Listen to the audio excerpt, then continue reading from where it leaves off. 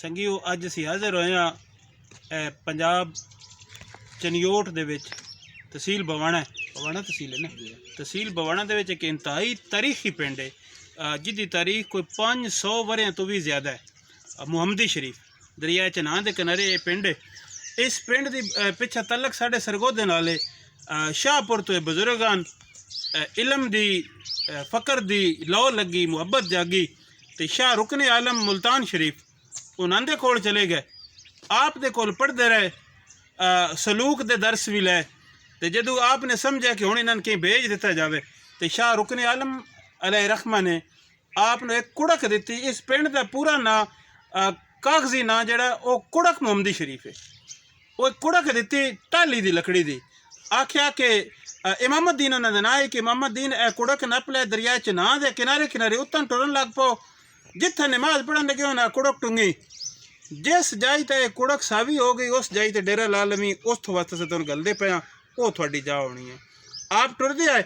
इस जाई ते आके कुड़क टुंगी नमाज पढ़ी नमाज पढ़ के कुड़क वेखी तो कुड़क लुगारे कट गई शगूफे कट गई इत्थे डेरा ला लिया तो दरिया चनाह के किनारे दूर दराज इलाके अज तो 550 वरियां तो पहले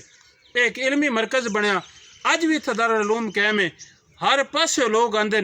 इत्थे पढ़दे ते मुड़ नाल नाल इलमी मरकज़ होने के नाल नाल अजकल जेडे इत्थे साहबजादा कमरुल हक साहब इन्हां दे जेडे वालिद मोहतरबान साहबजादा रहमतुल्लाह साहब वो इत्थों MNA भी मुंतखब होए MPA भी मुंतखब होए इत्थों दे सियासी बागदौड़ भी इस टब्बरे संभाल ले। उन्हां दे जेडे वालिद मोहतरम सन मौलाना जाकिर साहब वो भी इत्थों MNA मुंतखब होए ते नाल नाल बरकत और रहमत के हवाले दे नाल ये तुसीं वेखदे पिओ मुहम्मदी शरीफ दा कब्रिस्तान है जेड़ा लोग एडे ये लोगों भी कुछ वडेरड़ा कब्रिस्तान है। वजह है कि बरकत अली जा समझते हो बड़े दूर दूर तो इलाके तो बंदे अपनी मैयतां ते मुर्दे इत्थे दफनाण आंदे कि बरकत हो सीगी। इस वास्ते बड़ा ही वड्डा कब्रिस्तान है इत्थों दा ते नाल अदब दा तकाजा अदब दा मकाम ये आई कि मुहम्मदी शरीफ के रकबे दे विच अज भी तंबाकू काश्त कोई नहीं करता स्मोकिंग कोई नहीं करता डबल स्टोरी मंजिल इत्थे कोई नहीं बनींदा घर कोई नहीं बनींदा। ये एक अदब का मकाम है तो इलमी सतह के हवाले दे नाल अगे एक रोशन ना आई सियासी एतबार के हवाले नाल भी ये निक्का जिहा पिंड जिहड़ा इत्थों MNA मुंतखब होए। साहबजादा कमरुल हक साहब अजकल भी साडे दोस्त हैं साडे यार हैं साडे बेली हैं। अज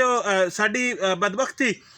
शोमी किस्मत असी मिल ना सके आप इस्लामाबाद हैं लेकिन ये साडे पुराने वीर मियाँ सनाउल्लाह साहब जिन्हां नाल साडा तंजीमी तलक भी है साडे बड़े मुहब्बत वाले भाई ने ये मिले साडे मेज़बान तो इन्होंने मिल के बड़ी खुशी हुई है। इंशाअल्लाह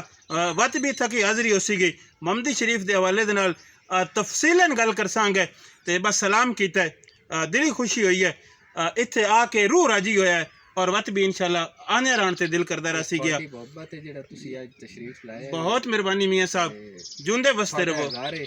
जी बिल्कुल बिल्कुल मेरा अपना घर है मुहब्बत वाले भाई जूंदे वसते रहो जुग जुग जियो हयातियाँ माणो चढ़दी कला सब दी खैर सब दा भला रब रख।